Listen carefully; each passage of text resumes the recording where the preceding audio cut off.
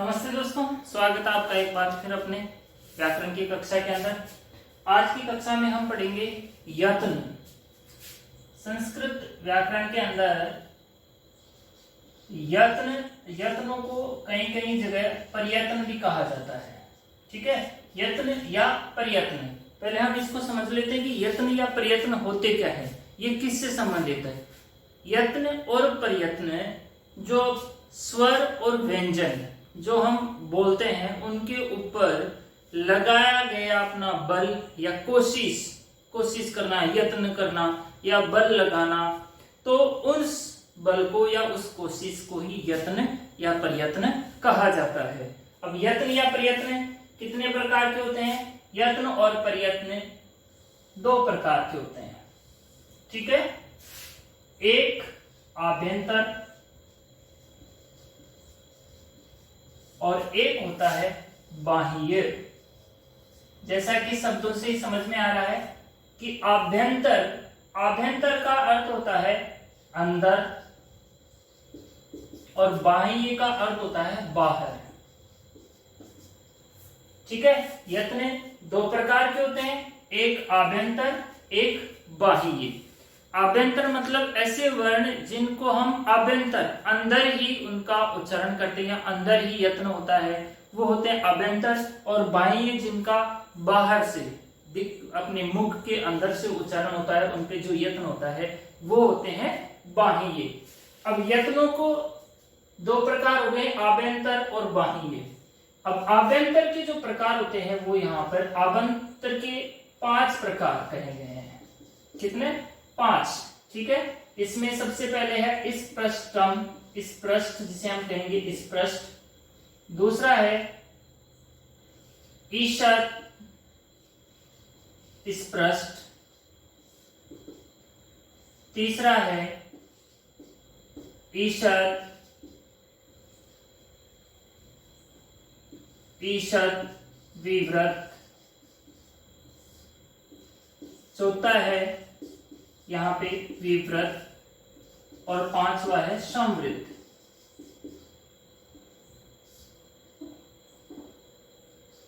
इस तरह से आभ्यंतर प्रयत्न जो है, आभ्यंतर जो यत्न है उसको 5 भागों में विभाजित किया गया है, जिसमें स्पष्ट, ईषत् स्पष्ट, ईषत् विवृत, विवृत संवृत। याद रखना, स्पष्ट के आगे ईषत् लग गया तो ईषत् स्पष्ट, फिर ईषत् विवृत, फिर विवृत। ठीक है, और लास्ट में संवृत।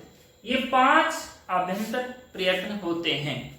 ठीक है, साथ ही अब बाह्य प्रयत्न सीख लेते हैं। बाह्य प्रयत्न जो होते हैं वो 11 प्रकार के होते हैं।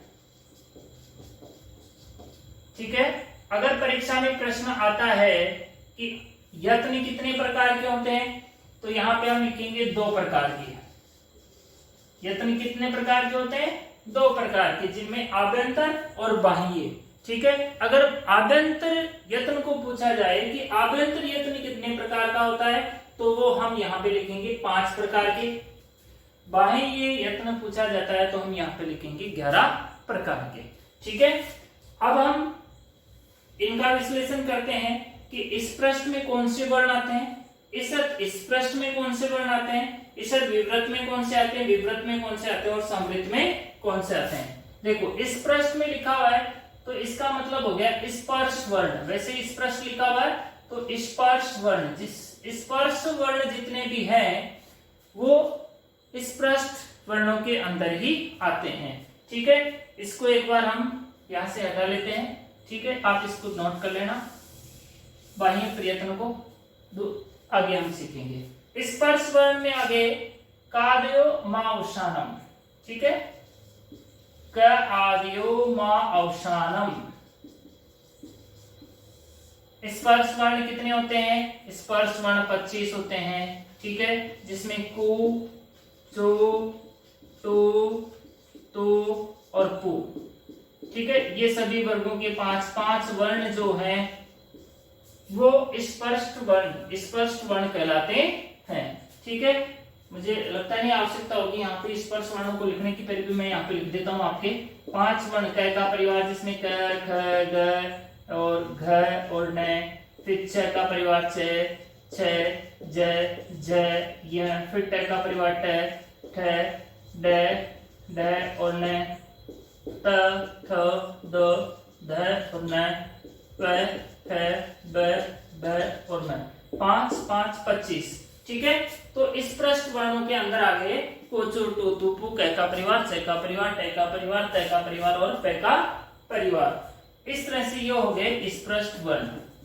अब चलते हैं हम सेकंड नंबर ईषद विवृत की तरफ। ईषद विवृत के अंदर जो वर्ण आते हैं वो आते हैं ईषद इस पृष्ठ के अंदर अंतःस्थ वर्ण। ठीक है, अंतःस्थ वर्ण जो होते हैं वो 4 होते हैं। ठीक है, कौन कौन से? य, व, र और ल। ये ईषद इस पृष्ठ हो गए। ईषद विवृत, ईषद विवृत में हम लेंगे ऊष्म वर्ण। ऊष्म वर्ण, ऊष्म वर्ण भी 4 होते हैं, जिसमें श, श, श, स, श और ह। ठीक है, फिर है विवृत। विवृतों में सभी प्रकार के स्वर।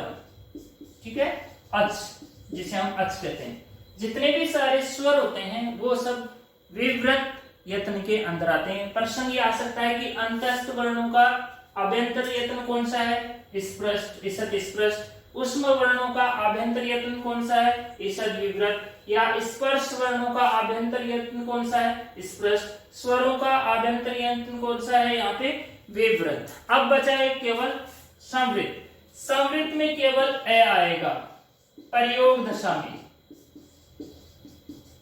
ठीक है, ए इसमें भी आएगा लेकिन वो सिर्फ प्रक्रिया दिशा में, प्रक्रिया दशा में।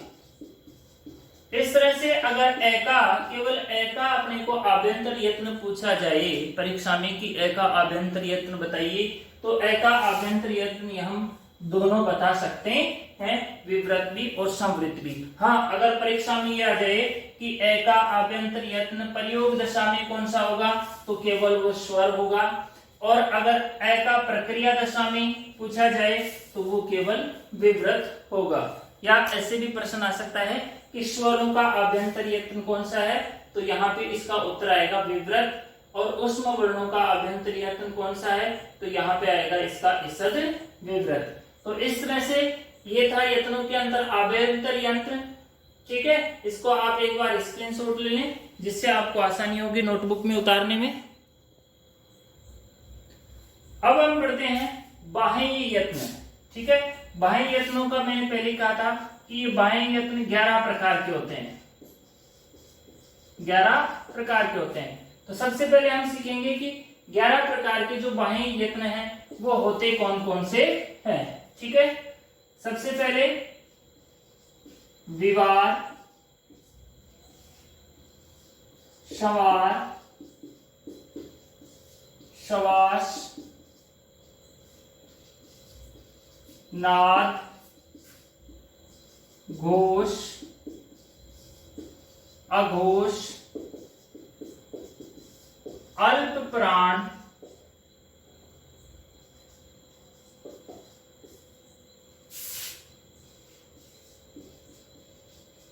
महाप्राण, उदात्त, अनुदात्त और 11वां नंबर का इसमें हो गया स्वरित। तो ये होते हैं 11 बाह्य प्रयत्न।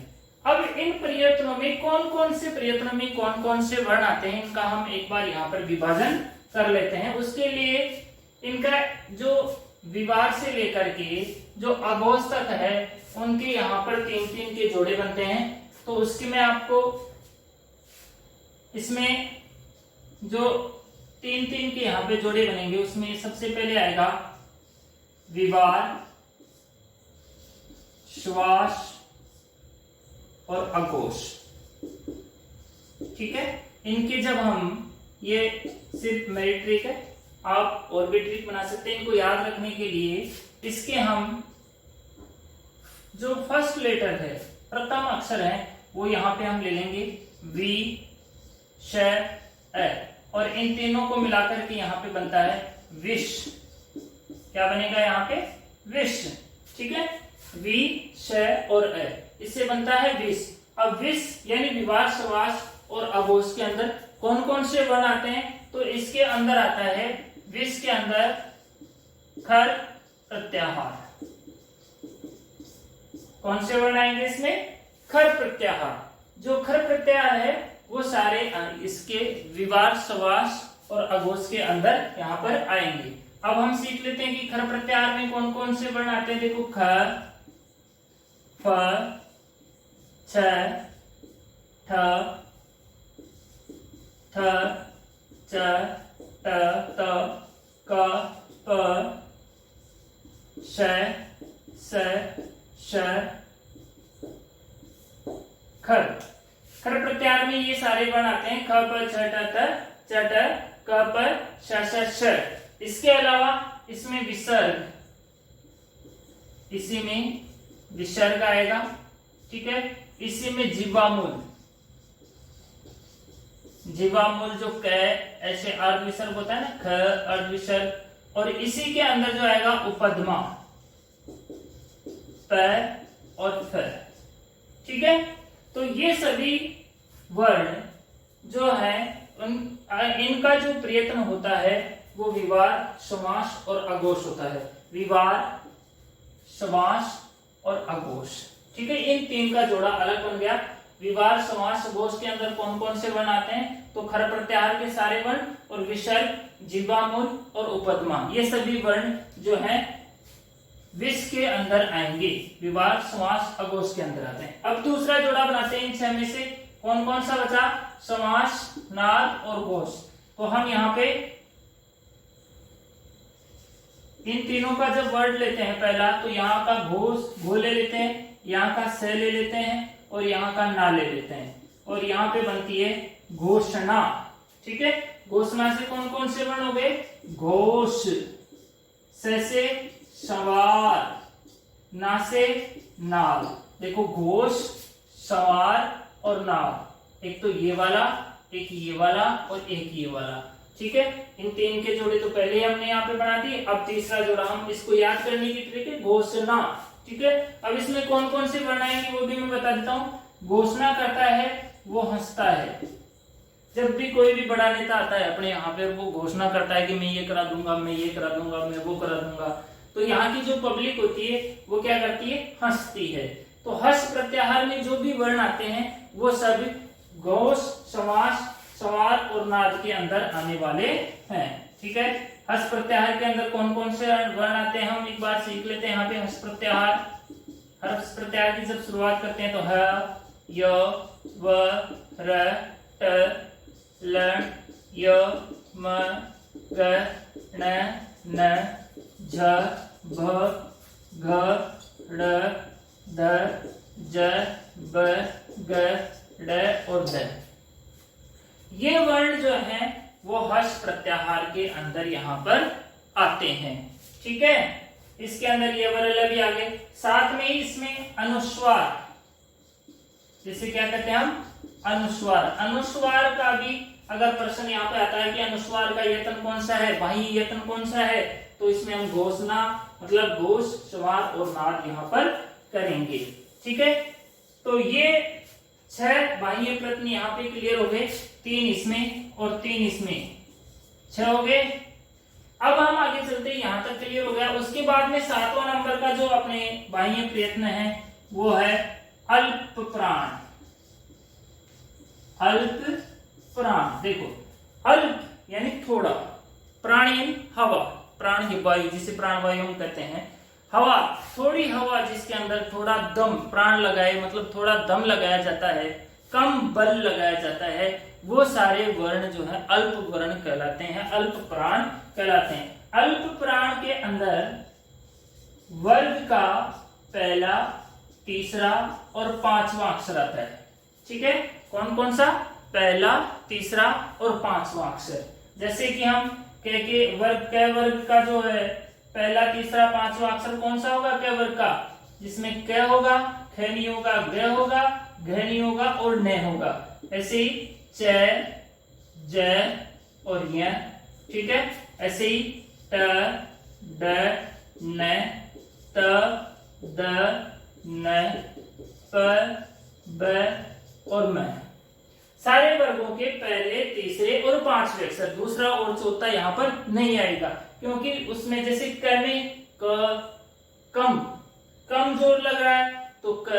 अब ख पे ज्यादा जोर लगता है तो वो आगे वाले में आएंगे महाप्राण में। सिर्फ यहाँ पे कम जोर लगने वाले ही वर्ण आते हैं। साथ ही साथ इनमें य, व, र और ले भी आएंगे।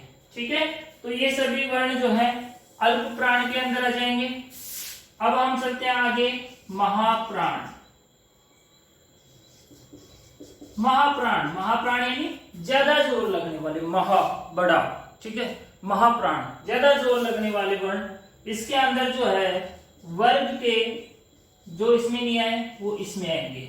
दूसरा और चौथा वर्ण, वर्ग का दूसरा और चौथा वर्ण कौन कौन से हैं? क वर्ग का दूसरा अक्षर ख, चौथा ग, च का छ, चौथा ज, ऐसे ट का ठ, चौथा ड, त का थ, चौथा ध, प का फ और चौथा ब। ये सभी दूसरे और चौथे वर्ण आएंगे। इसके साथ साथ इसमें आएंगे श, श, श और ह, क्योंकि इनमें भी अपने को बोलने में ज्यादा प्राण की आवश्यकता यहाँ पर होती है। तो ये हो गए महाप्राण। अब जो 10 नंबर का उद्गार, 9 नंबर का उद्गार यहाँ पे बचा, फिर 10 नंबर का अनुद्गार और 11 नंबर का जो स्वरित, ये तीन प्रयत्न यहाँ पे बसते हैं। ठीक है, उद्गार, अनुदात और स्वरित, ये तीनों ही जो है स्वर, स्वर यानी अक्षों से संबंधित है। इन तीनों के अंदर स्वरों का प्रश्न अगर यहाँ पर आता है कि स्वरों से संबंधित बाह्य प्रयत्न कौन से है, तो यहाँ पे उद्गार, अनुदात और स्वरित तीनों ही यहाँ पर आएंगे। ठीक है, अब इसमें ध्यान रखने वाली बात है, प्रश्न कैसे बन सकते हैं हमें? प्रश्न ये बन सकता है कि यत्न कितने होते हैं? 2 होते हैं। आभ्यंतर, बाह्य। आभ्यंतर कितने होते हैं? 5 होते हैं। बाह्य कितने होते हैं? 11 होते हैं। ठीक है, यहाँ तक ठीक है।